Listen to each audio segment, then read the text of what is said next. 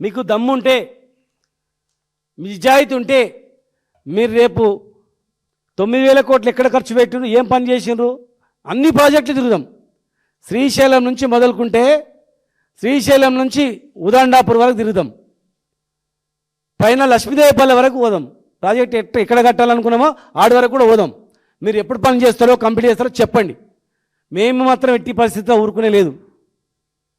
తెలంగాణకు అన్యాయం జరుగుతుందంటే తెలంగాణ గురించి అందరం కష్టపడ్డ వాళ్ళని తెచ్చిన వాళ్ళని కనుక మాకు బాధ్యత ఉంది కనుక తెలంగాణలో ఎక్కడ అన్యాయం జరిగినా ఊరుకోం. పాలమూరు విషయంలో అసలు ఊరుకోం. జాతీయ హోదా ఇస్తామన్నది బీజేపీ పార్టీ. నరేంద్ర మోడీ గారు, సుష్మా స్వరాజ్ గారు మహబూబ్నగర్లో చెప్పారు. జాతీయ హోదా ఇవ్వలేదు, డబ్బులు ఇవ్వలేదు. కనీసం ఈ అనుమతులను ఇప్పిస్తే ఇమీడియట్గా పుణ్యం ఉంటుంది. ఉట్టిగా ఒక సంతకం పెడితే వచ్చే అనుమతి, ₹1 ఖర్చు కానటువంటి అది. ఆ పని చేస్తే మేము పైసలు ఇవ్వకపోయినా, జాతీయ హోదా ఇవ్వకపోయినా, ఇగో మీరు ఇచ్చినటువంటి డిపిఆర్ వాపస్ పంపినట్టు మళ్ళీ అప్రూవల్ చేసి 90 టీఎంసీ ఇచ్చినామంటే దానికన్నా మేము గౌరవిస్తాం.